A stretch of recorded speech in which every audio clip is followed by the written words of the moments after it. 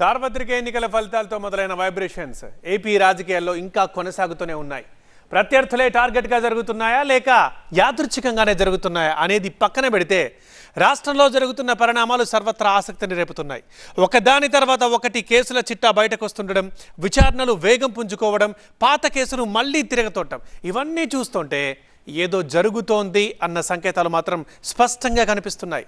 మరి ఇంతకీ ఏం జరుగుతోంది? లిక్కర్ స్కామ్ లో సిట్ స్పీడ్, జత్వానీ కేసులో కొనసాగుతున్న అరెస్టులు, తెర మీదకు డ్రైవర్ సుబ్రహ్మణ్యం హత్య కేసు పునర్విచారణ, రాజకీయ కక్ష అంటున్న వైసీపీ, తప్పులకు శిక్ష అంటున్న టీడీపీ. ఏపీలో విచారణ జరుగుతున్న పలు కేసులకు సంబంధించి వరుస అరెస్టులు సంచలనం రేపుతున్నాయి.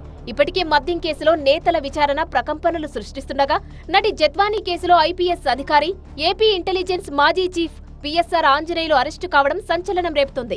ముంబై నటి జత్వానీ వేధింపుల కేసులో ఏపీ సిఐడి అధికారులు హైదరాబాద్ లో ఆయనను అరెస్టు చేశారు. వైసీపీ ప్రభుత్వంలో ఇంటెలిజెన్స్ చీఫ్ గా పనిచేసిన ఆంజనేయులు అప్పటి సీఎం జగన్ కు అత్యంత విధేయుడిగా వ్యవహరించారనే పేరుంది. కూటమి ప్రభుత్వం వచ్చాక నటి జత్వానీ ఫిర్యాదుతో కేసు నమోదు చేసిన పోలీసులు A1 గా వైసీపీ నేత కుక్కల విద్యాసాగర్ పేరును, A2 గా ఇంటెలిజెన్స్ మాజీ చీఫ్ పిఎస్ఆర్ ఆంజనేయులు చేర్చారు. ఇప్పటికే ఈ కేసులో విజయవాడ మాజీ సిపి కాంతి రాణా తాత, ఐపీఎస్ అధికారి విశాల్ గునితో పాటు ఆంజనేయులు కూడా సస్పెండ్ అయ్యారు. అప్పట్లో ఓ వైసీపీ నేత చెప్పగానే ఇంటెలిజెన్స్ చీఫ్ గా పిఎస్ఆర్ రంగంలోకి దిగారనే ఆరోపణలు ఉన్నాయి. జత్వానీపై ఆయనే తప్పుడు ఫిర్యాదులు చేయించారని విచారణ అధికారులు అనుమానిస్తున్నారు. వాటి ఆధారంగానే జత్వానీని, ఆమె తల్లిదండ్రులను పోలీసులు అరెస్టు చేసినట్టు గుర్తించారు. అయితే ఇప్పుడు ఈ కేసులో కీలకమైన పిఎస్ఆర్ ఆంజనేయులు అరెస్టు కావడంతో నెక్స్ట్ ఎవరనే విషయంలో సస్పెన్స్ కొనసాగుతోంది. ఇక ఇప్పటికే లిక్కర్ స్కామ్ లో దూకుడు పెంచిన సిట్ నిందితులను వరుసగా విచారిస్తుంది. వైసీపీ హయాంలో రూపొందిన మద్యం పాలసీపై అధికారంలోకి రాగానే సిట్ దర్యాప్తునకు ఆదేశించింది కూటమి ప్రభుత్వం. దీంతో రంగంలోకి దిగిన ప్రత్యేక దర్యాప్తు బృందం మద్యం పాలసీలో అవకతవకలు ఉన్నట్టు గుర్తించింది. ముఖ్యంగా కొన్ని లిక్కర్ కంపెనీలకు ప్రభుత్వ నిబంధనలు మీరి మినహాయింపులు ఇవ్వడం, కొందరికి అనుచిత లాభాలు వచ్చేలా పాలసీ మార్చడం వంటి చర్యలు ఈ స్కామ్ కు బలమైన ఆధారాలుగా ఉన్నట్టు తేల్చింది.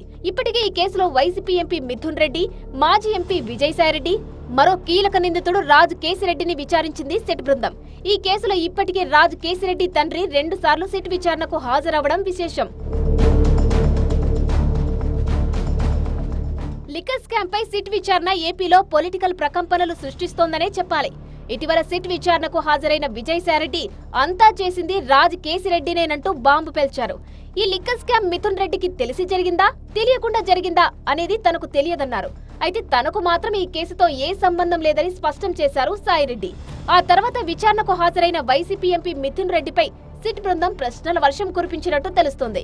మద్యం పాలసీ రూపకల్పన, మిథున్ రెడ్డి ప్రమేయం, డిస్టిలరీల నుంచి ఏపీ బేవరేజెస్ కార్పొరేషన్ మద్యం కొనుగోళ్లు తదితర అంశాలపై మిథున్ రెడ్డికి ప్రశ్నలు సంధించారట అధికారులు. రాజ్ కేసిరెడ్డికి చెందిన ఆదాన్ డిస్టిలరీ, డీకాట్ నుంచి ఏపీ బేవరేజెస్ కార్పొరేషన్ ఎంత విలువగల మద్యం కొనుగోళ్లు జరిగాయి, డిస్టిలరీల నుంచి ఎంత ధరకు మద్యం సరఫరా చేశారు అనే విషయాలపైన ఆరా తీసినట్లు తెలుస్తుంది.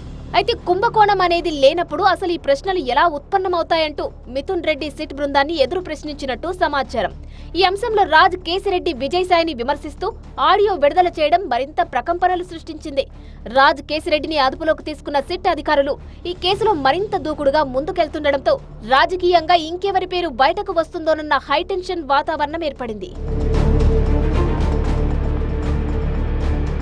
ఓవైపు లిక్కర్, మరోవైపు జత్వానీ కేసులతో రాజకీయ దుమారం రేగుతుండగా ఇప్పుడు మరో కేసు తెరమీదికి రావడం ఏపీ రాజకీయాల్ని షేక్ చేస్తుంది. అప్పట్లో కలకలం సృష్టించిన ఎమ్మెల్సీ అనంతబాబు డ్రైవర్ వీధి సుబ్రహ్మణ్యం హత్య కేసులో పునర్విచారణకు కాకినాడ జిల్లా ఎస్పీ బిందు మాధవ్ ఆదేశించడం చర్చనీయాంశమవుతోంది.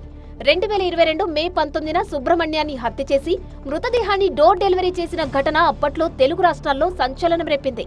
అయితే ఆ హత్య తానే చేసినట్టు ఎమ్మెల్సీ అనంతబాబు ఒప్పుకోవడంతో అప్పట్లో రాజమండ్రి సెంట్రల్ జైలుకు తరలించారు పోలీసులు. ప్రస్తుతం అనంతబాబు బెయిల్పై బయట ఉండగా ఈ కేసు పునర్విచారణకు ఎస్పీ ఆదేశించడం చర్చకు దారితీసింది. కక్ష సాధింపు చర్యల్లో భాగంగానే కేసులు నమోదు చేసి తమ నేతలను ఇబ్బంది పెడుతున్నారంటూ ఆగ్రహం వ్యక్తం చేస్తున్నారు వైసీపీ నేతలు.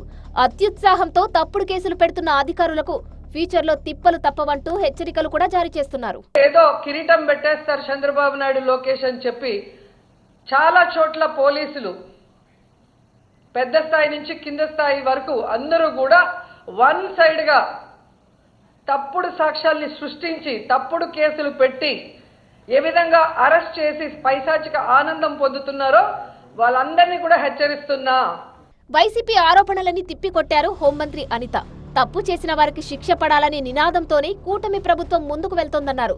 సాక్ష్యాలు లేకుండా పోలీసులు ఏ కేసులోనూ ముందుకెళ్లట్లేదని స్పష్టం చేసిన మంత్రి, డ్రైవర్ సుబ్రహ్మణ్యం తల్లిదండ్రుల విజ్ఞాపనతోనే పునర్విచారణ జరుగుతోందని తెలిపారు.